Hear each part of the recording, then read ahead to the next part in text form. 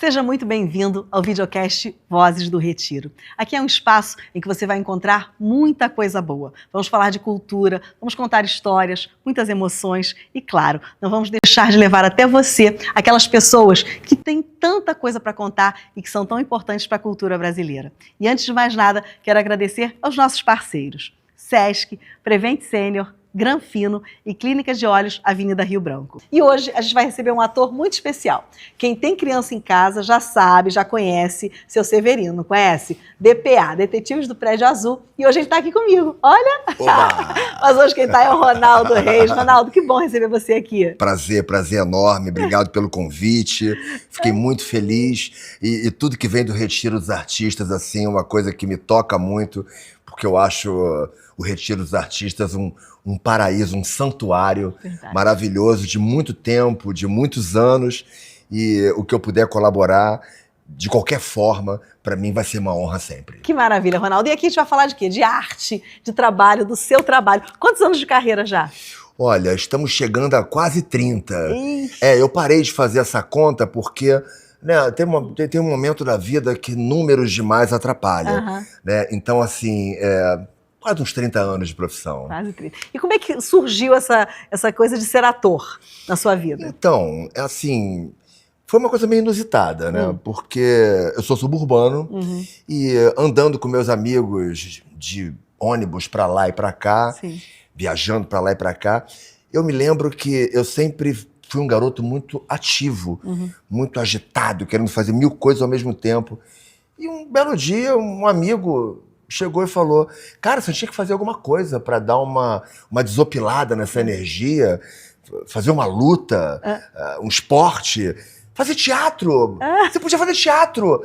Eu falei: teatro? Aí ficou essa conversa assim, ele falou: cara, a secretária do meu pai, que é advogado, ela faz parte de um grupo amador. Eu posso passar o telefone dela, você liga. Aí eu liguei e, assim, fui ligando e a coisa foi acontecendo. A menina fazia parte de um grupo chamado Camaradas do Camarim.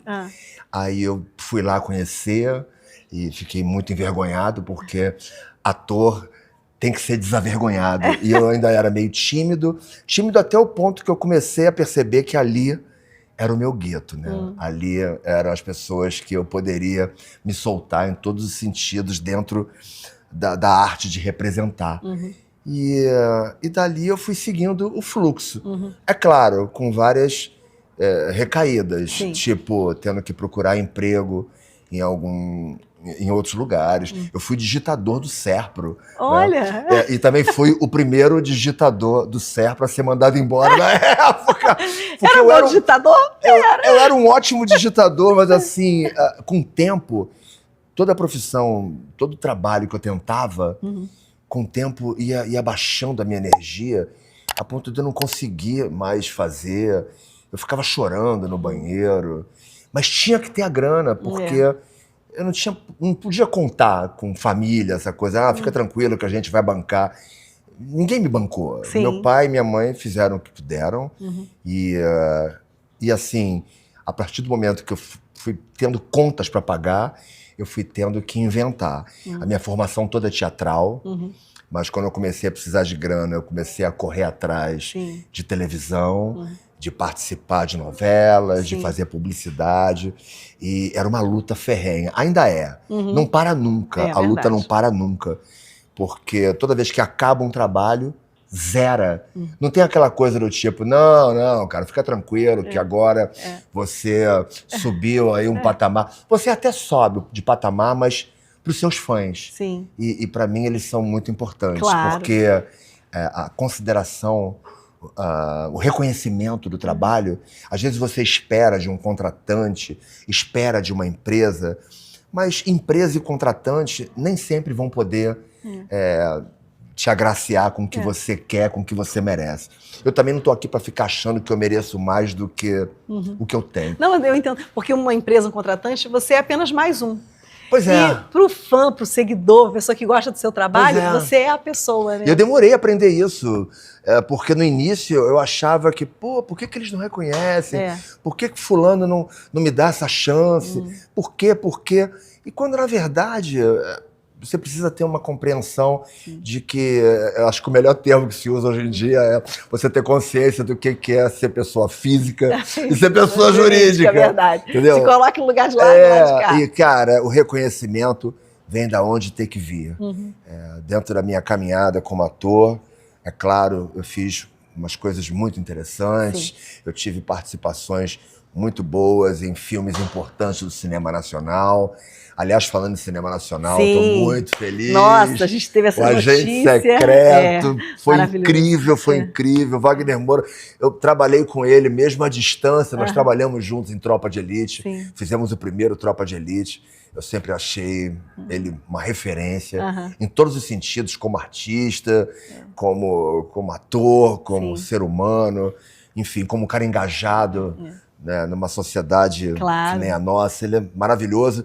Então, assim, tive a honra de poder fazer filmes importantes como Tropa de Elite e tive a honra também de cair de paraquedas, não no sentido de que eu não batalhei para isso, mas quando eu fui ver, eu estava num palco no teatro em São Paulo, no Teatro Renault, fazendo um dos maiores musicais da Broadway, que foi o Rei Leão. Eu fui o primeiro timão do Brasil na primeira montagem. Então, assim, eu fiz muita coisa bacana, mas é claro que o grande reconhecimento é pelo trabalho no DPA. Né? Eu tô lá desde o início, desde o primeiro tijolinho, gravávamos no estúdio pequenininho lá em São Cristóvão. A gente não tinha a menor ideia do que ia acontecer. Fizemos uma pequena leva, uma pequena encomenda de 13 episódios, sempre com a Conspiração Filmes. E aí você gravava aqueles episódios, depois tchau, tchau, até a próxima, seguia a vida. Aí daqui a pouco te ligava, parece que vão querer mais 13. Vambora. E vai e volta, e a coisa foi crescendo. Tem quantos anos já o DPA? Quase 13 anos. Gente. Começou em 2012 e eu sou o único que tô lá desde o início. É uma honra muito grande, assim, eu tenho um orgulho muito grande, isso não me causa nenhum tipo de soberba, não me acho mais do que ninguém, mas a sensação de que eu fiz uma coisa verdadeiramente bacana, não que os outros trabalhos não tenham sido, mas trabalhar para criança. Pois é, isso que eu queria saber de você, Ronaldo. Como é que é a expectativa da criança? Porque o público infantil é diferente, não é? É diferente, é um público muito honesto, ou gosta ou não gosta. Ninguém vai bater nas suas costas com um tapinha e falar, olha, bom trabalho, não. Ou gosta, ou vai sair correndo para te abraçar, ou vai chegar na tua frente, aí tu vai perguntar, tu assiste DPA? Não. Por quê? Porque eu não gosto. Tudo bem. E tá tudo bem. Claro. Mas assim, o orgulho é saber que é um produto nacional, onde... assim, a aceitação é muito grande das crianças, dos pais. Não tem aquela coisa dos pais, eu tenho que assistir porque meu filho adora. Não tem. E nosso público, ele vai ali de 3 anos e meio, 4, até 12. Então, hoje em dia, os adolescentes de 18, 19 anos me param na rua. Já te viram quando era mais nova. Me param emocionadíssimos, com a mão tremendo. Poxa, você fez a minha infância. E a única coisa que eu falo é uma honra poder marcar a infância. Tá vendo? Você sente o que a Xuxa sente de vez em quando. A Xuxa fala assim pra Xuxa, você fez parte da minha infância, aí você já entende. Pois é. E assim, e eu sempre acho, eu tenho muita certeza de que o DPA na minha vida é uma colheita de alguma semeadura que eu devo ter feito muito bem na vida. Né? Porque é uma coisa maravilhosa. Foi um produto que deu certo. Eu quase saí no início. Olha que coisa. Assim que eu tinha feito a primeira remessa, eu estava insistindo muito com uma produtora de elenco que faz muito elenco para musicais. Eu estava desesperado, sem trabalho. Eu falei, poxa... Marcela Otberg, maravilhosa, eu gosto muito dela. Poxa, Marcela, tu tá fazendo elenco para vários musicais, me chama aí para fazer um teste, uma audição. Ela, mas você canta? Cara, não costumo fazer aula de canto, mas eu sou afinadinho. Eu tento. Só que isso passou muito tempo, até que um dia ela me ligou e falou, Ronaldo, tá a fim de fazer uma audição, um teste lá em São Paulo pro Rei Leão? Parece que os gringos não estão gostando de ninguém. Quer tentar? Falei, caraca, vocês não estão gostando de ninguém porque vão gostar de mim. Eu falei, o que eu vou fazer lá? Aí eu falei, claro que eu vou. Aí ela mandou material, já era o material já para fazer o timão. Isso já era setembro de 2012. E os gringos estavam fazendo audição desde março e não achavam o timão. Aí eu fui para lá, só que antes de ir para lá, eu sempre fui um cara assim, muito desinteressado e nunca tive poder aquisitivo para ficar assistindo musicais. Mas eu resolvi procurar na internet como é que era essa montagem de Rei Leão, porque é uma franquia. Sim. Né? O mesmo Rei Leão que passa aqui no Brasil, tem na Espanha, tem na Alemanha. Viaja o mundo todo. No mundo todo. Aí eu fui ver na internet como é que era, falei, pô, como é que deve ser essa franquia? Aí quando eu fui ver o Timão, falei, o Timão era um puppet, um boneco. Que teria que ser acoplado no meu corpo, eu teria que manipular aquilo. Falei, cara, eu nunca brinquei nem de meinha com a minha filha. O que eu vou fazer lá? Cara, foi assustador, mas eu falei... Aí tem aquela voz, né? Cara, tu não tem nada a perder. Exatamente. Vai lá, deixa os gringos te ver. Cara, eu fiz a primeira bateria de teste, fiz a segunda já com boneco, e assim, devia ter uns seres de luz ali do meu lado me ajudando. Eu manipulei o boneco, sei lá como. O gringo gostou e ele me escolheu para ser o Timão. Tá, fiquei 2 anos fazendo o Rei Leão. Eu fiz mais de 650 apresentações de Rei Leão e em 2013 e 14, 2 anos direto. E nisso que eu passei no Rei Leão, eu corri lá pro meu diretor do DPA e falei, cara, eu passei no Rei Leão, eu vou ter que sair. Eu vou ter que sair, é um contrato de 2 anos. Eu vou ter que viajar? Eu vou ter que ir para São Paulo, não tem como, eu vou ter que sair. Cara, ali eu achei que eu fosse sair do DPA, mas aí vem aquela conspiração cósmica, né? O diretor, não, calma que a gente vai conversar com os produtores, calma. Aí me chamou o Ronaldo, olha, eu conversei com os técnicos, com os produtores, você vai fazer peça lá de quarta a domingo, né? Quando chegar domingo, você pega o ônibus, vem pra cá, você vai gravar segunda e terça com a gente, muitas cenas. Cara, eu trabalhava de segunda a segunda. Era uma alegria, porque nas minhas orações, eu sempre pedia isso, porque ator sempre vai fazer uma participação, pega uns capítulos, grava uns dias, depois pronto. E vai embora, acabou. E, cara... E eu trabalhando de segunda a segunda, gravando... E era maravilhoso. E era maravilhoso, o programa foi dando certo. Quando acabou o Rei Leão, a gente se engajou num contrato firme lá com a Globo. Aí Globo virou Globo, e a gente foi seguindo e foi assim maravilhoso. Está sendo maravilhoso. Claro. E tem filme, tem tudo DPA, né? Tudo. Uma franquia muito forte. E o Gloob, o canal Gloob, que é o canal infantil da Globo, ele nasceu com o DPA.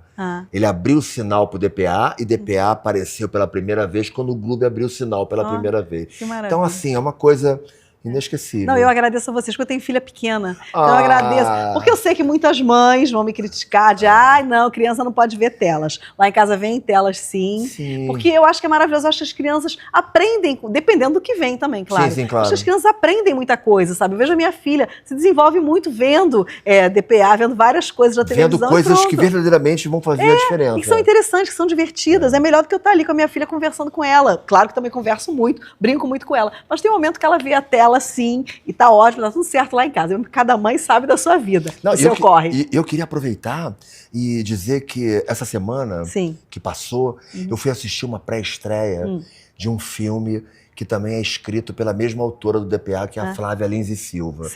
Eu fui assistir a pré-estreia de Pilar, Uma Aventura na Amazônia. A Flávia, ela tem uma sequência de livros com essa personagem Pilar, que é uma menina muito maravilhosa, por volta de 8, 9, 10 anos, que adora viajar. E ela tem uma rede mágica, ela ganha uma rede mágica do avô, e toda vez que ela quer ir para algum lugar, ela deita na rede, a rede gira Ai, que demais! E ela vai. E a Miriam Freeland, uma atriz maravilhosa, que é a esposa do Roberto Bom Tempo, que é um outro querido, eles são atores maravilhosos e produziram a peça de Pilar. Fizeram um Pilar na Amazônia e fizeram um Pilar na Grécia. E com o passar do tempo, o Pilar na Amazônia virou filme. Eu fui ver a pré-estreia. A estreia vai ser agora, dia 15 de janeiro. Sim. Eu fui ver o filme, fiquei emocionadíssimo. Assim, um grito de socorro da floresta. Olha, tão necessário. Assim, tão necessário. E assim, uma aventura maravilhosa, um elenco maravilhoso, uma direção maravilhosa. Tudo muito maravilhoso. É um filme que vocês não podem deixar de assistir, porque ele é muito importante para a formação das nossas crianças. Claro. As crianças vão saber o que é a Amazônia assistindo o Pilar. Claro. Né?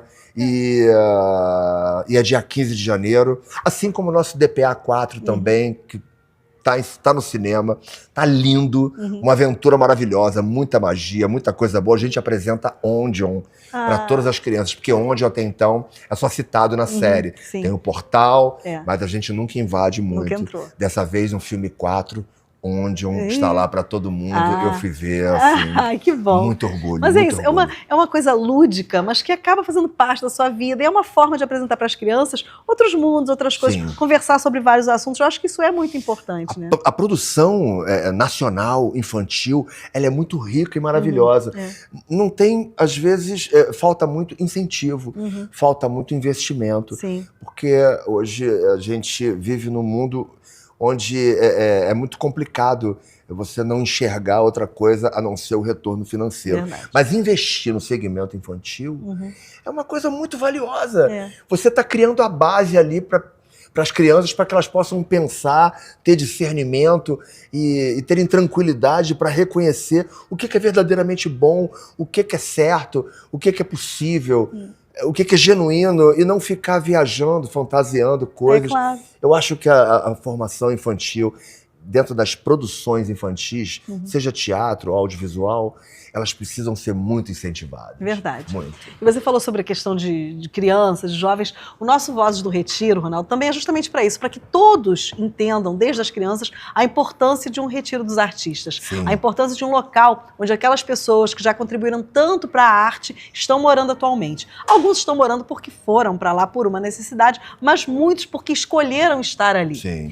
E outra coisa, continuam ativos, não pararam. Porque muitas crianças, de repente, vão falar assim, ih, vovozinho, vovozinha, já parou de trabalhar e tal. Não pararam, continuam trabalhando. Sim. Então, desde você estar ali na sua casa com seu papai, com a sua mamãe, é importante você saber de tudo isso, né? Porque eles acham que o artista, pronto, assim como o vovô, a vovó, pronto, vai chegar uma idade que vão parar de trabalhar. E muitos não param, né? Não param. E assim, é muita gente qualificada, é muito talento. Ali dentro do Retiro tem muita história e muita arte para ser feita, né? Eu estava falando agora mesmo com a você gente fora do ar, conversando. E com o Bruno sobre... Eu ando numa época, num momento, onde eu ando com muita vontade de fazer um monólogo.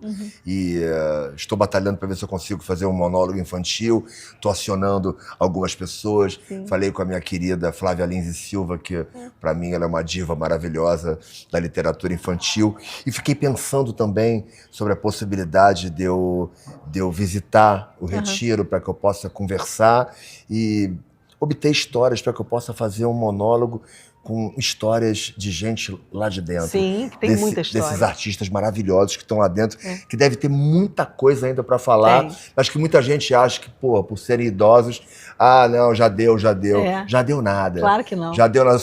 Não dá nem depois que a gente desencarna. Não, claro que Se não. Se bobear, depois que tu desencarna, você ainda manda os recados. Verdade. E já que a gente falou do nosso Retiro dos Artistas, Ronaldo, vou te pedir só um minutinho, que agora vamos até o Retiro, porque está na hora do nosso quadro Fala Residente. Sempre a gente traz um residente do Retiro dos Artistas aqui para o nosso videocast para mostrar como é que está a vida, como é a casa dele, o que ele faz no nosso Retiro dos Artistas. Então vamos lá para o Fala Residente. Fala aí, residente. E no nosso Fala Residente, está na hora de conversar, bater um papo com um dos moradores do nosso Retiro dos Artistas. E hoje a gente vai conversar com um que, pelo nome, vocês já vão saber que esse é artista. Sargentelli Filho. Pelo nome, né, gente? Então vamos saber um pouquinho sobre Sargentelli Filho, sobre a sua vida, a sua história e sobre o nosso retiro. Bom, eu vou primeiro, para abrir a gravação, tem que ter uma senha. E a senha da família é que aí todo mundo vai se lembrar, principalmente seu pai e seus avós. Sim. Saravá, ziriguidum, telecoteco, balacobaco, borogodó, no buco, bufo do caterefofo, seis catiripapo. Saravá, gente boa do ziriguidum. Isso é homenagem ao meu pai. Claro. Está aqui nos assistindo aí, sempre. como genética e como profissão, como exemplo, né? Então é isso, eu sou um publicitário, diretor de comerciais, sou redator, fui radialista também. Digo que sou diretor porque tive o prazer de aqui no Retiro, há 2 meses, fazer um comercial, uma série de comerciais para um podcast de televisão, com atores daqui, gente só daqui, ótimos.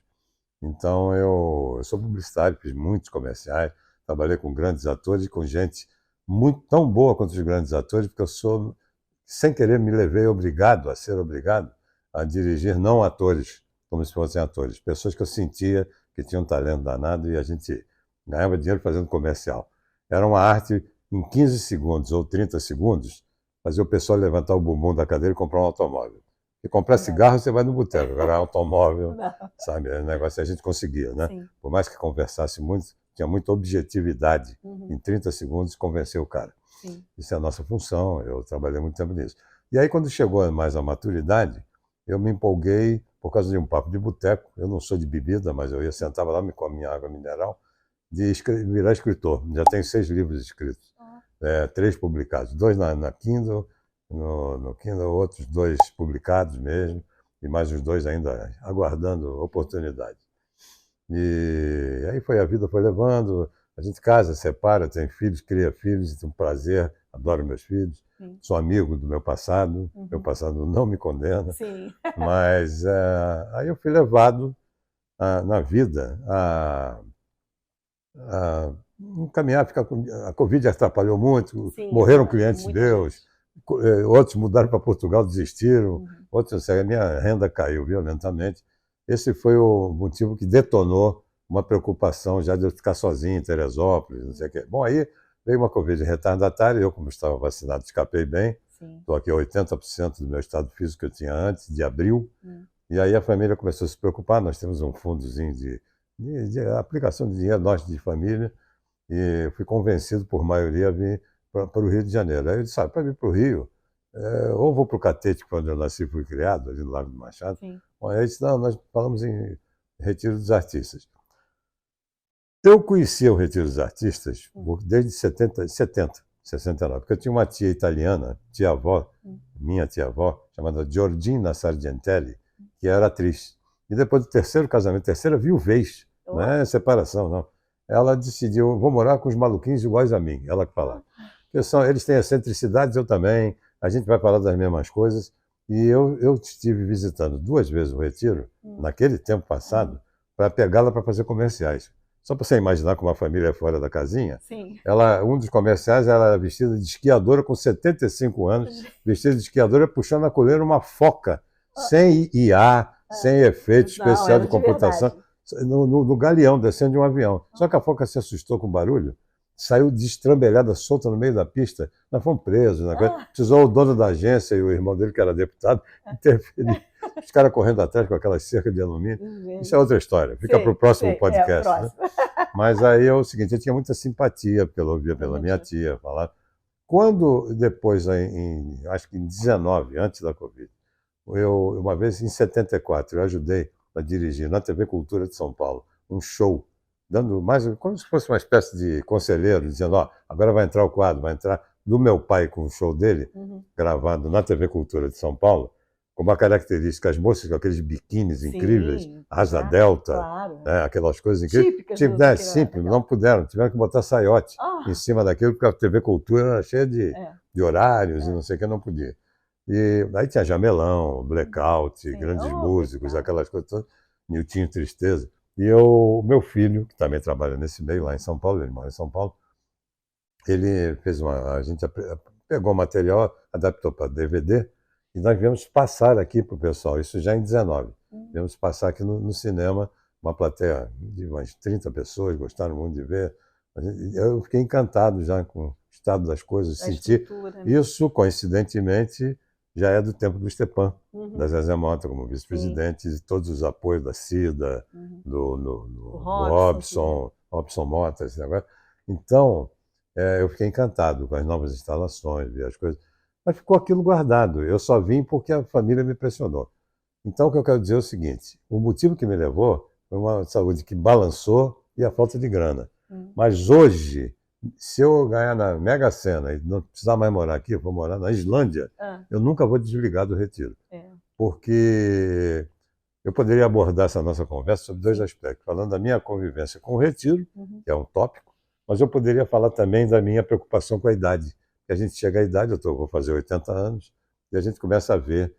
Eu tenho uma preocupação com isso, há pouco tempo chamado para um pessoal dar uma entrevista, e eu disse uma frase que não se aplica aqui no retiro. Justamente o retiro é um alívio para isso. Mas é uma frase que dizia assim, estava meio chateado, quanto mais a gente envelhece, mais os outros ficam surdos e menos te enxergam. Olha, você não ensurdece, que eu tenho um ouvido de cachorro, ou eu estou míope, precisa operar aí uma miopia, não sei mais se te vejo bem de óculos. Mas os outros começam a não te enxergar, você começa a virar um anônimo, se um cara é jovem, diz uma coisa interessante, é um excêntrico. Sabe que legal, você é velha gagá, está com Alzheimer, está com... E aí eu vinha com essa coisa na cabeça. Quando eu cheguei aqui, vi que a coisa se inverteu. Porque se há um lugar que eu conheço, que não como compaixão, não como só solidariedade, compreensão, e sim como medida prática, medida oficial, se há um lugar que apoia os idosos, especificamente o nicho dos artistas, é o retiro nesse momento. Não vou falar do passado para não saber, claro. Só vinha pegar minha tia. Eu realmente fiquei encantado com o que vi, fiquei muito assustado no início. Ainda sou esponja, vejo pessoas que eu aplaudia da plateia, como são vizinhos meus. Um dia um passa mal, é levado de hospital, eu já fico sem dormir, preocupado. Estou me adaptando a isso. Mas eu entendi a dificuldade e a dedicação que é uma diretoria aqui ter que cuidar disso tudo. Desde o lado mais administrativo, mais comezinho, desde faltou arroz, vai no mercado e compra, até a administração, o aspecto psicológico, emocional. Para organizar um roteiro aqui, meu amigo, se você organizar um roteiro para um evento, se fizer um mês antes, esse roteiro vai ter pelo menos 8 versões. Porque um dia dá um problema, dá um síndrome de pânico, o outro está passando mal, o outro muda, não quer mais fazer, aí o outro sai, se o fulano estiver no camarim, eu não vou. Seres humanos, como qualquer condomínio. Mas o acolhimento, essa coisa de reunir, conseguir congraçar as pessoas e cuidar, acostumar-se a tratar do idoso, é um negócio muito bacana que tem aqui. Há quantos anos você está aqui? Anos? 3 meses. 3 meses? Eu estou em prazo de... Sabe empregado que você contrata 3 meses de experiência? Faço 3 meses, aliás, eu fiz 3 meses 8 de novembro. Caramba! Entendeu? Vou fazer 4 meses. E eu já deu para perceber a importância disso aqui. E eu acho o seguinte, como homem de marketing e propaganda, eu estava dizendo outro dia, conversando numa roda, com a Cida e com o Robson, o problema, e até com o Stepan, que é um querido, além de tudo botafoguense como eu. Alô, botafoguense. Alô, Stepan. Glorioso. Saudações alvinegro. Mas que é importante que não só... Sabe aquela coisa que dizia antigamente, que as pessoas não tinham só que ser honestas, tinham que provar que eram honestas, mostrar que eram honestas. O retiro hoje está se tornando, com mérito, por merecimento dessa equipe de administração, uma moda de apoiar o retiro. Porque vale a pena, até um retorno mercadológico, de marketing. Você apoia, porque entra com dinheiro, entra com apoio, entra com atividades, entra com transporte, com saúde, sabe, essas coisas todas. Mas, além de tudo, o retorno para a imagem dessas empresas é muito bom. É uma troca saudável, entendeu? E o interessante, Sargentelli, você falou sobre, há pouco tempo eu estava trabalhando e tal. Os artistas, os diretores, as pessoas da arte que moram aqui continuam trabalhando, né? Você vai Sim, continuo trabalhando. Não, eu já tive... Foi engraçado, tem que ser honesto. O Rio de Janeiro é a minha cidade do coração. Fui nascido e criado em Catete, Flamengo, Laranjeiras.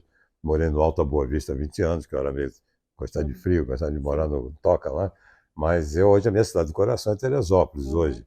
Mas é a verdade que em 3 meses que eu vim para cá, eu cheguei a pegar um trabalho que não era nem só do retiro. Foi um trabalho de um amigo meu, que é meu afilhado, eu que botei ele na propaganda, hoje está com 67 anos, e de produção, me chamou, que um cliente dele queria fazer com idosos uma série de um podcast para novela, não sei o quê. Resultado, ele lembrou, Sargentelli está indo para o retiro. É o diretor e tem atores no retiro. Viemos para cá e fizemos com 6 pessoas. Eu até entrei de brincadeira, fiz um depoimento também. Então, nessa verdade, o Rio, por ser uma cidade, uma metrópole, me dá uma chance de porque é psicológico. Eu posso morar em Pedra de Guaratiba e a sua empresa é no centro da cidade. Só porque eu estou na mesma cidade, vão lembrar de mim. É verdade. Se eu estiver em Teresópolis, ele foi para o interior, parece que eu estou na Suécia. Né? Então, é isso aí, está descansando, se aposentou, o negócio dele é cachorro, gato, não sei o quê. Então, nesse sentido é positivo. Agora, nós estamos, não vou entrar em política pública, não tem nada a ver com isso, a cidade com seus problemas, seus problemas de segurança, conflagrado, mas aqui é uma ilha, eu sinto aqui como uma ilha. Eu acho que aqui, além dessa parte administrativa que eu estou falando, aqui tem um negócio seguinte, aqui as pessoas sabem que ser idoso é um cargo especial, é uma atividade especial. Sabe, eu brinco sempre, eu já vou dizer isso até no espetáculo, estou fazendo um spoiler, que idoso, para mim, aqui há um movimento aqui chamado Retiro em Movimento, que é estímulo justamente da gente não parar. Então, as nossas limitações, assumirmos nossas limitações físicas, nossas limitações, sabe, brincadeira de memória, brincadeira de não dançar muito, ou não conseguir descer a escada, tudo bem, mas a cabeça estando boa e você sabendo o que faz, há uma mistura hoje de experiência não datada, não retrógrada, não. Você não pode se encastelar no passado. Você tem um idoso, tem que saber se adaptar às tecnologias, usá-las como ferramenta, mas tem muito que dar pela experiência. Querida, ninguém aqui nessa sala aplaudiu na hora a Copa do Mundo de 58. Eu aplaudi. Eu tinha 12 anos. Entendeu? Então, todas as Copas do Brasil, eu estava presente ouvindo, não estava lá, mas fui ver um jogo do Maracanã, não sei, uma finalista, entendeu? Então, a experiência. Só que, então, se as pessoas mesclam a experiência do idoso, do pajé da tribo, para o novo guerreiro, você vai dar um samba muito bom. Isso já estão começando a perceber. E aqui, o pessoal, Robson, Cida e todos os colaboradores daqui, desde a moça daquela senhora querida lá da lavanderia, até as faxineiras, até as pessoas das obras, do pessoal da cozinha, eles parecem que se acostumaram a entender que idoso é meio temperamental, meio engraçado, mas tem o espírito. Eu me dou com todo mundo aqui, entendeu? Claro que tem as afinidades, né? A gente é amigo de infância à primeira vista, de uns, e fica assim meio de um tempão até, entendeu? Até na família é assim. Agora, eu vou dizer a frase que eu disse o seguinte, aqui com esse negócio, ser idoso, idade é liberdade, liberdade é atividade. Atividade é felicidade. Isso para o idoso é importante. Enquanto o idoso, na hora que a gente faz o que gosta, às vezes está deprimido, está chateado, está com saudade de um parente que não veio, isso acontece. Não, vamos tapar o sol com a peneira. Nós não estamos no paraíso perfeito, não existe paraíso perfeito. Até o Adão levou uma esculhambação porque pegou a maçã. Fez errado lá. Errado nada. Errado não deu certo. Ele estava certo. Errado foi que não comeu a maçã e não conheceu a Eva, entendeu? Isso aí, eu estou acordando. É isso, os espertos. Não nega as origens. As histórias, isso aí. Mas o problema é o seguinte, a gente parece que incorpora, é médium da gente mesmo. Quem acredita em mediunidade, eu vou para o palco, eu sou diretor de imagens, eu sou redator, eu sou locutor, mas agora eu vou me apresentar como apresentador de palco, uma nova função, já fiz algumas vezes. Eu baixo eu mesmo. Eu ali esqueço que eu gosto mais de fulano, gosto menos de cicrano, me dou muito bem, quero ajudar quem está. Ali é todo mundo profissional. É entrar, vestir a camisa do clube e entrar em campo, falando português, claro. Mais simples, não é popular. Eu sou Botafogo. Se eu posso não gostar daquele jogador, mas estou torcendo que ele faça o gol para o meu time, entendeu? Claro, tem que então ser é nesse sentido que eu estou me sentindo muito bem aqui. Eu acho que... Outra coisa também, sem nenhuma soberba, sem nenhuma arrogância, nem achar que uma geração é melhor do que a outra. Eu sou do milênio, né? Sou milênio, sou nascido em 46. Sou a comemoração do fim da guerra. Meu pai e minha mãe foram brindar, foram brindar o fim da guerra, maio, na Guerra do Coisa, depois a Guerra de 45 no Japão. Eu nasci em abril, 9 meses depois. Muita coincidência. Coincidência. Eu sou o produto da bomba atômica, entendeu? Pô, não é brincadeira. Entendeu? Essa comemoração. Mas eu acho o seguinte, que nós somos ao mesmo tempo o girassol, que ainda procura a luz, o brilho da arte, da compreensão humana, da cultura, da atividade, do bom humor, da saúde em dia, apoiada por quem sabe nos apoiar, sabe, desde os colaboradores até planos, daqui, médicos, esse negócio, e ao mesmo tempo, sem nenhuma soberba, sem nenhuma arrogância, nós já somos o sol. Nós já podemos ceder nosso calor e o nosso brilho para ensinar os mais jovens. Isso então, me comove muito quando eu falo, porque eu tenho filhos, tenho uma neta que não é neta, é neta enteada, mas de 14 anos, e eu sei como eu posso dar. O meu apelido, eu ganhei uma camiseta da minha filha que dizia assim, dane-se o Google, pergunta para mim, porque eu sou um curioso compulsivo. Eu adoro, eu respeito muito a profissão audiovisual, todos vocês, porque eu sou tive um programa de rádio na Rádio Nacional e outra com a turma da Távola na Roquete Pinto, entendeu? Tive o prazer, vi como é importante ser radialista. Fui criado no rádio, desde a rádio, eu tinha 3 rádios que eu ouvia em casa. A Nacional, que era a Globo na época, a MEC, porque a minha mãe gostava de música clássica, e a Rádio Clube do Brasil, que era a rádio que meu pai começou a trabalhar desde 1952, como locutor de cabine. E depois a minha predileta era a Rádio JB AM antiga, antes da FM, que era a rádio que eu ouvia. Então eu sou apaixonado por rádio. Quando começou o negócio, eu cresci mais, a Rádio Tupi entrou por causa, vou te confessar, por causa do futebol. Eu não perdia os locutores da Rádio Tupi, era a que eu mais gostava de ouvir. Sempre torcia pelos locutores de futebol. E é uma companheira, né? Não, era uma companheira. O rádio é companheiro. Você bota ali o rádio, eu lia e eu via rádio de noite antes de dormir. Eu lia, não via televisão. Estou olhando meu livrinho aqui. Até hoje, eu tenho um hábito. Eu vou te contar uma história engraçada. Eu faço isso todos os jogos. Eu ligo a Rádio Tupi para ouvir quando estão lá fazendo o jogo que eles transmitem, que vocês transmitem, e boto a imagem da TV ou na tela do computador, o volume baixo e ouço pelo rádio. Tá Isso é um cacuete.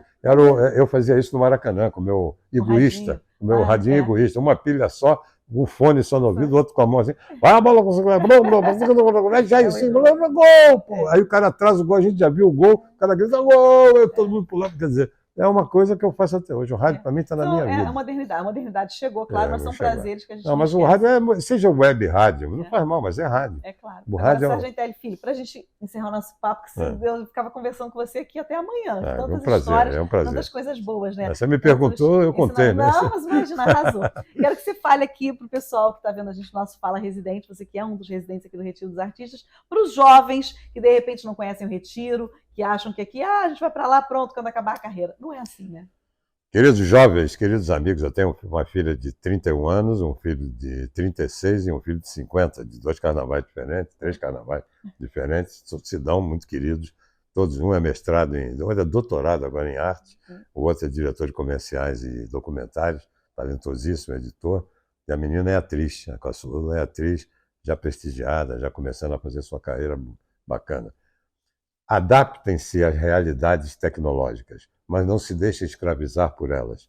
Sua mente é fundamental ser personalidade. Insistam no que vocês amam.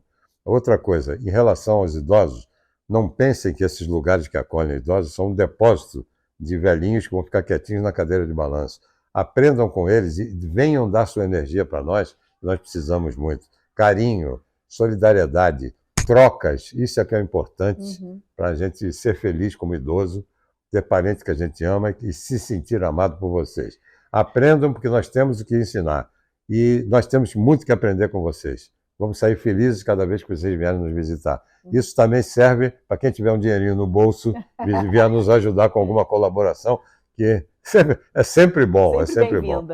Dinheiro não traz felicidade, mas financia muitas coisas que trazem. Isso mesmo, é verdade, todo mundo precisa. Obrigado para vocês todos. Sargentelli. Foi um prazer enorme. Seu apelido é Portuguesa, né? Portuguesa. Então, olha, viva Portugal. Viva sempre. Viva sempre. Rádio Tupi, muito obrigado. Para vocês um grande abraço, tá? Obrigado. Tchau. Obrigada. Tá aí, gente, um pouquinho do que é a vida no Retiro dos Artistas, tá vendo? Dá até vontade de ir para lá, né, Ronaldo? Sim, é um lugar que eu fico imaginando que você tá ali com uma galera que é sua gente, verdade. Né? É seu gueto. Né? Ali você se sente, acho que, mais em casa do que nunca. Pertencente a tudo aquilo, né? Sim. Agora, Ronaldo, você vive a arte, eu vejo que você 24 horas você está na arte. Você também acabou casando com a arte, sua esposa também é artista? Me conta, namorada, noiva, conta tudo. Minha esposa, Martina Blink, também é atriz. Ela é uma atriz genuína de teatro, teatro musical. Sim. Eu estou tentando ver se eu consigo inserir ela no audiovisual, mas rola uma resistência, porque o negócio dela é palco, é se comunicar com o corpo. Ela também tem uma formação maravilhosa em dança. Então, assim, ela é uma atriz que tem essa qualificação maravilhosa de dançar bem, ela canta muito bem, e interpreta muito bem. Eu acho que essa qualificação de alguns atores para teatro abrangente, o ator completo, o ator de teatro musical, ele é muito completo, né? E ela mergulha muito nisso. Ela tem uns musicais maravilhosos no currículo, Mamma Mia, A Noviça Rebelde, Funny Girl, e agora está fazendo um maravilhoso, está ensaiando, chamado Espelho Mágico, com a direção de Gustavo Gasparani, e é um espetáculo que é um tributo, é uma celebração dos 60 anos da Rede Globo. Olha que demais! As músicas, um dia ela me mostrou uma música, eu fiquei maravilhado, músicas que são compostas só com nomes das produções, das novelas, dos programas. Um dia ela me mostrou o número, é claro que eu não posso falar mais nada, senão não, vão cortar. Tá ensaiando ainda, mas não vai dar separação, gente, pelo amor de Deus. Vai ser assim, um sucesso. Que bom. E ela é uma atriz muito maravilhosa, uma mulher uma parceira muito maravilhosa. Ela é meu 3º casamento. E sim, as minhas 3 esposas são atrizes. Tá vendo? A arte foi pra te dar uma profissão e te deu amores. A comunicação é mais direta, eu acho que flui melhor. Momento fofoqueira, né? A gente tinha que comentar. Sim. Agora, Ronaldo, me conta o seguinte. Você tem essa fama. Pois né? Fofoqueira, pronto. Tem que falar, né? Tem que ir lá na vida pessoal. Mas, Ronaldo, me conta o seguinte. Você, claro, há 30 anos de carreira e tudo, mas referências quando você começou? Porque, de repente, começou aquela coisa e tal, mas referências. Quem você via falava assim, caramba, será que um dia eu vou estar contracenando com essa pessoa, vou conhecer essa pessoa? Olha, eu sempre fui muito apaixonado por Paulo Otran. Osmar Prado. Ai, o Osmar querido. Prado é um querido. O Raul Cortez, com aquela elegância dele. O Fagundes. E esses caras são imortais, né? Sim. Fora os gringos, né? O Al Pacino, o De Niro, o Daniel Day-Lewis. Uma elegância, uma verdade em fazer. E quando você fez uma pergunta lá atrás sobre trabalhar para criança, trabalhar para criança, além de ser um público muito honesto, te faz você ser mais verdadeiro do que nunca. Verdade. Porque criança não tá afim de ver você fingindo, meu irmão. Entendeu? Não tem como você ficar fingindo para... Ou você vive aquela história ali intensamente. Por exemplo, eu vivo o personagem do porteiro, que é um ordinário dentro daquele prédio, porque existe um núcleo de magia. Ele sabe que tem coisas esquisitas que acontecem no prédio, mas ele não quer se meter naquilo, ele quer manter o trabalho dele, quer cuidar daquelas crianças. Enfim, eu acho que esse universo infantil te faz ser cada vez mais verdadeiro com a sua arte. Né? E esses atores, essas referências, o Renato Aragão. Sim, o Renato Aragão, nossa infância. Eu fiz algumas participações no programa dos Trapalhões e assistia muito.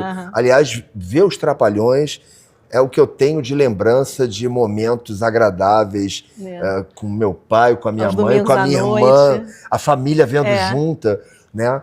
E então essa galera toda me influenciou muito, me influencia até hoje, né?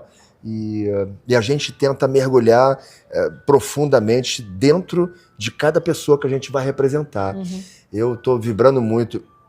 Não é com a gente, não, é por aí que tá tocando. Eu estou vibrando muito pelos próximos projetos. Depois que eu ano passado, no meio do ano, nós gravamos a 23ª temporada do DPA, que é uma temporada muito especial, porque ela tem uma configuração diferente, tem tecnologia diferente e tem também um cunho, uns assuntos que a gente não abordava até a 22. A 23, até a 22 rolava um núcleo de magia muito forte, que é muito maravilhoso. Né? Aquele universo do prédio associado com a magia é o melhor tempero da comida. Mas entrou um outro elemento agora, que é o elemento do futuro. Né? Então, na 23ª temporada, a gente recebe umas visitas interessantes, tipo, vai vir um detetive do Prédio Azul de 2050 e poucos para encontrar com a gente, para contar como é que nós estamos lá na frente. Então, assim, tem muita coisa boa. É porque tem isso também, né, Ronaldo? O DPA, tantos anos de temporadas, de gravações e tal, as coisas vão mudando, a modernidade, a tecnologia. E vão te pedindo, né? E você tem que ir se atualizando, né? Sim, sim. É uma coisa que precisa se atualizar, e até porque as linguagens, a forma, hoje em dia a gente assiste tudo, em vários cantos, de várias formas de mídia. E agora se fala muito em novelas novelas verticais. Verticais, eu falo novelas radicais. Não, verticais.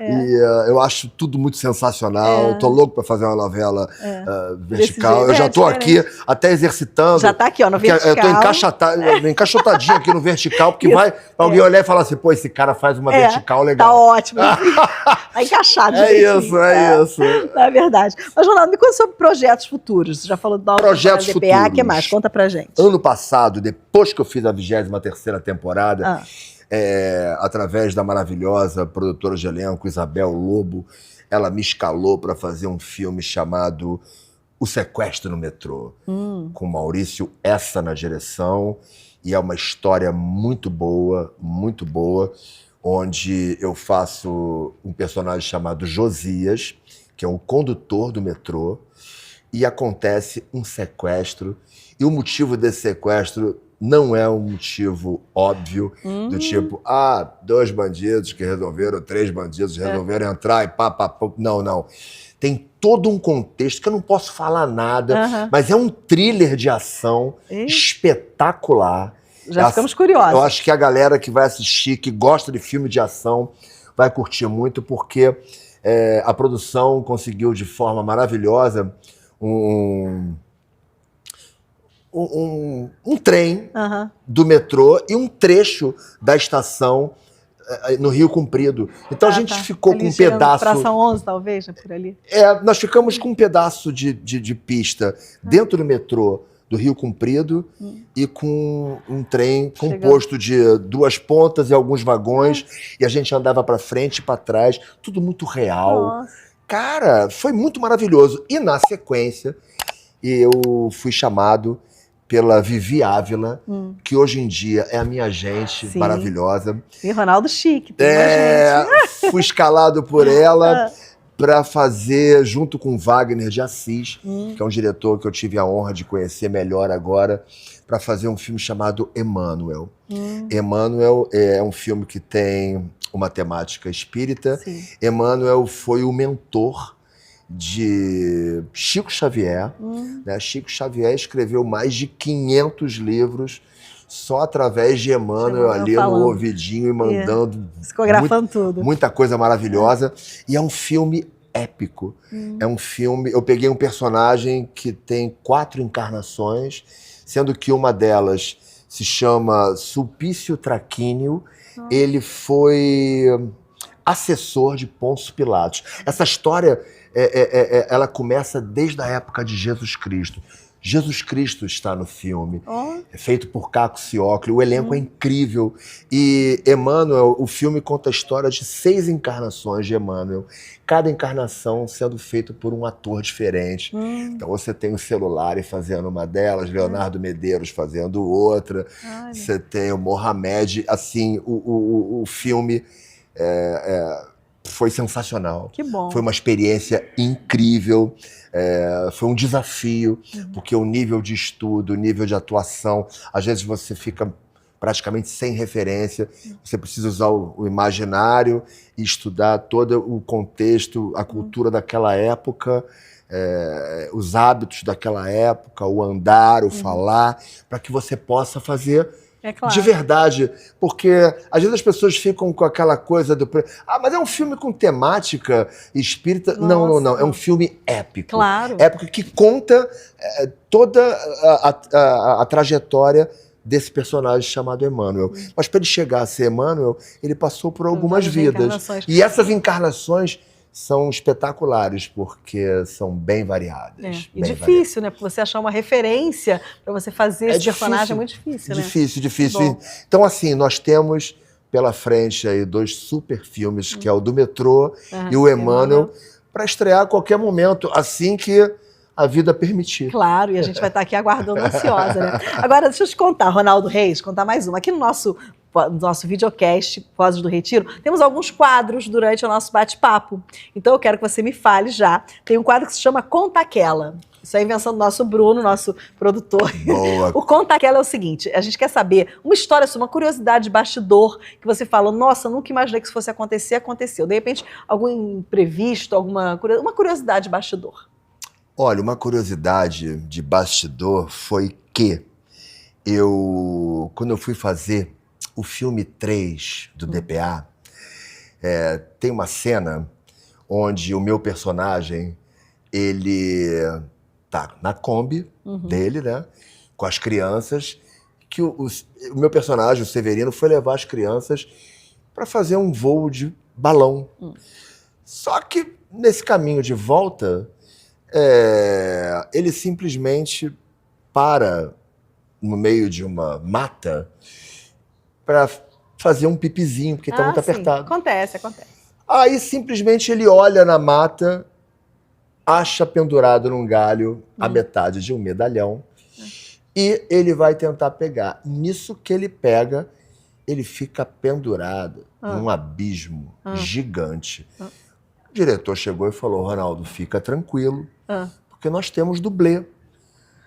Aí eu olhei para a altura, nós gravamos na Pedreira da Taquara, uma pedreira maravilhosa. Inclusive o filme do Emanuel também usou lá como locação, porque lá é muito incrível. E eu olhei para a pedreira, onde ia ser rodado, e... Era bem alto. Era bem alto e tinha um platôzinho bem estreitinho, onde ficava um pedaço de um avião que fazia parte da história. E eu ficaria pendurado naquela pedra, apoiado ali. Tentando fazer o pipizinho e pegando o medalhão. Só que eu cheguei pro diretor e falei, diretor, por favor, eu posso fazer a cena sem o dublê? Eu tenho muito medo, mas agora é a minha chance de eu usar esse medo. Desafiador. Porque eu cheguei pro bombeiro que tava lá, a galera da segurança, falou, cara, você não cai. Tu vai estar amarrado por dentro do teu uniforme, tu pode se pendurar, segura na corda que tu não cai. Eu falei, jura, não cai, não cai. Diretor, vamos lá, eu quero fazer. Eu vou até onde eu aguentar, se eu não aguentar, a gente troca. Beleza.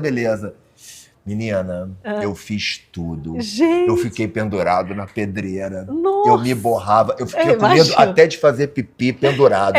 Mas eu não fiz. Mas eu gritava tanto. Se você vê o filme 3... Através desse medalhão que ele pega, ele se torna um vilão do filme. Então eu tenho a oportunidade desse filme de fazer o porteiro e fazer o vilão do filme. Porque eu fico muito mal, muito esquisito. Gente. E essa curiosidade eu nunca vou esquecer, porque você poder usar uma coisa que você tem medo a favor do seu personagem, eu gostei muito de ter feito isso, o resultado foi ótimo. E então a gente vai achar e vai passar aí pra vocês verem. Contei aquela pra vocês. Fiquei pendurado na pedreira, sem dublê. É isso. Palmas, não sou Tom Cruise, não, mas... Quase Missão Impossível. Ai, muito bom. Nosso outro quadro que nós temos aqui se chama Último Ato. São respostas rápidas, uma palavra, uma frase e tal, que você vai pensar quando eu te falar eu vou te pedir uma palavra e você me responde. É rapidinha. Tá bom. É rapidinha do nosso Vozes. Uma palavra que define você como artista. Luta. Uma frase que representa a sua relação com a arte. A semeadura é infinita, mas a colheita é obrigatória. Um sentimento que sempre te acompanha quando você entra em cena. O sentimento de estar sendo desafiado e a coisa que eu mais gosto é poder dar conta do desafio. É poder sentir que o outro olhou e falou, ficou muito bom, parabéns. Ou então quando o diretor fala assim, valeu cena. São coisas que a gente adora. Quando o diretor, tu tá fazendo a cena e tu olha pro diretor, o diretor assim, pô, que legal, que bom, que olha. Isso é maravilhoso. Vibrando, então, né? assim, eu tô com 30 anos de profissão, mas a minha mão ainda fica suada quando eu entro no set. E o que eu passo para as crianças é o seguinte, não tem jogo ganho. O programa é um sucesso, mas se você entrar ali de qualquer jeito e achar que posso fazer de qualquer jeito, que todo mundo já gosta, já era, em pouquíssimo tempo você afunda. Verdade. Então você tem que fazer cada vez melhor. Então, assim, eu nunca me esgotei do meu personagem do DPA, eu nunca vou me esgotar de atuar, porque é a minha profissão, Claro. né? Eu amo muito. Isso é muito bom. Agora, um momento da carreira que você guarda com carinho. Olha, um momento que eu guardo com carinho, muito orgulho, foi quando... Tem muitos, né? Pô, relacionado a DPA, tem vários. Né? Assim, fazer turnê com os espetáculos do DPA pelo Brasil, poder se apresentar em Manaus, e saber que tem criança lá que te abraça e que fica emocionado em te ver, lá em Manaus, lá embaixo no Sul. O Brasil inteiro curte muito, mas o que eu tenho muito orgulho também foi quando a produtora de elenco, lá Marcela Altberg, me ligou e falou: Ronaldo, parabéns, seja bem-vindo à família Rei Leão. Você vai ser o nosso timão. Eu fui o primeiro timão, foi muito emocionante. Que bom. E agora um desejo artístico que ainda não se realizou. Olha, assim, eu sempre tive problemas não, dificuldades de definir, porque eu sempre fui um ator que eu nunca tive uma ambição do tipo, minha grande ambição é brilhar no cinema, é brilhar no espetáculo. Eu sempre pensava da seguinte forma, e penso até hoje, eu quero poder viver a minha vida da minha profissão. Quero que nunca me falte trabalho. Eu fazia um comercial de prego para o Iraque e uma novela das 9 com o mesmo amor. Claro. Eu queria estar atuando. Mas hoje, com meus 60 anos e 30 de profissão, o que eu mais quero é poder continuar seguindo, poder fazer produtos infantis, porque eu adoro trabalhar para criança, e quero muito poder, de repente, me produzir, conseguir achar um texto incrível para eu fazer um monólogo. Quero poder fazer trabalhos verdadeiramente necessários. Já falei com Wagner, que eu fiquei muito amarradão em poder fazer o filme com ele do Emmanuel. Ele tem umas ideias ótimas de poder fazer séries com temáticas espíritas. Eu também quero fazer parte disso, porque eu sou um simpatizante do contexto. Então, eu tenho muitos desejos artísticos ainda. Eu não tenho um só. Sim. Eu quero só que seja uma caminhada de luz, de saúde, de caminhos abertos. Claro, mas a vida é isso, né? A gente tem várias portas abertas. Sim. E o que vier, a gente recebe. O que for bom pra gente, a gente recebe. É isso aí. Agora a gente tem, para encerrar o nosso bate-papo, temos os créditos finais. Afinal, toda peça, todo filme, toda novela tem lá os créditos finais que vão aparecer. E para encerrar, Ronaldo, eu queria saber qual a importância da arte para a sociedade, na sua opinião. Eu acho que ela esclarece de verdade quem nós somos. Eu acho que a arte tem esse papel de mostrar um pouco mais a fundo quem nós somos de verdade. Porque a vida em si, sem a arte, ela é muito crua, ela é muito rasa. E eu acho que a arte tem essa magia de fazer você enxergar mais profundamente dentro de você. Seja pelo lado cômico, pelo lado dramático, seja pelos filmes autobiográficos, para você conhecer determinados personagens que você nem imaginava, histórias importantes, filmes que contam sobre o que foi a ditadura, para que a gente possa de verdade entender o que foi aquilo. E não se informar por WhatsApp. Né? E não ficar achando que... existe uma tendência com as redes sociais, com a internet, de se criar muita fantasia. Acho que as pessoas precisam tomar muito cuidado e buscar sempre as melhores fontes e não ficar fantasiando, porque sempre vai existir a verdadeira verdade, o que é real, e vai existir aquilo que as pessoas imaginam e lutam, às vezes, sem saber por que está lutando. Luta porque, sei lá por quê. Né? Então, assim, é muito importante que a gente insira a arte em nossas vidas. Né? Para aquele que nunca foi ao cinema, nunca foi ao teatro, nunca foi a uma exposição, quebra o gelo, quebra o protocolo, vai ver aquela exposição, mas só tem coisa maluca, vai lá ver as coisas malucas, para em frente àquela imagem que você acha que é esquisita, olha, deixa a sua alma viver aquele espetáculo. Eu fui ver Ainda preciso falar sobre isso. Sim, claro. Eu vi 2 monólogos ano passado que me tocaram tanto. Um deles foi do Otton Bastos, Ai, um ator de 92 anos. Atuante, trabalhando. Muito sensacional. Eu trabalhei com ele na extinta Manchete. Né? E ele faz um monólogo chamado Não Me Entrego, Não. O nome já diz tudo, cara. E o outro que eu vi foi muito impressionante, de um ator jovem, mas de alma, assim, assim de alma real dentro da arte. Que o ator é o Cleiton Nascimento. Eu fui ver Macacos, um monólogo, onde eu achava que eu ia ver um monólogo incrível, mas de 1 hora, 1h30 no máximo, que os monólogos não são longos. Cara, o monólogo dele tem 3 horas e 50, sem intervalo. E o mais incrível, eu sou um cara que me mexo muito na cadeira, vou ao banheiro, fio com sede. Eu fiquei 3 horas e 50 e quase não me mexi da cadeira. Caramba! E o que eu reparei também, dentro das coisas maravilhosas que eu vi dele, foi de que o cara conseguiu ficar 2 horas seguido em cena falando, sem tomar uma água. Caramba! Aí tu pergunta, pô, deve ter vários recursos no palco. Nada. É ele no meio do palco, com uma bermudinha, um batom no bolso, 3 spots de luz vindo assim na lateral dele, ele aqui de frente, só. 3 horas e 50. Gente. O cara é um gênio. Isso é arte, né? Isso é arte. O que faz isso é arte. É verdade. Ronaldo, foi bom demais te receber aqui no nosso Vozes do Retiro.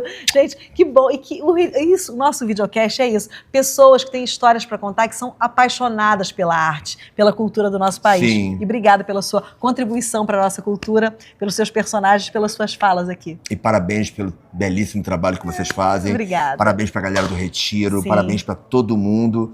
E que o Retiro possa continuar seguindo sempre muito próspero, com muita luz, saúde para todo mundo. Obrigada, Ronaldo. Até a próxima. Até a próxima. Esse é o nosso Vozes do Retiro. Em breve tem mais.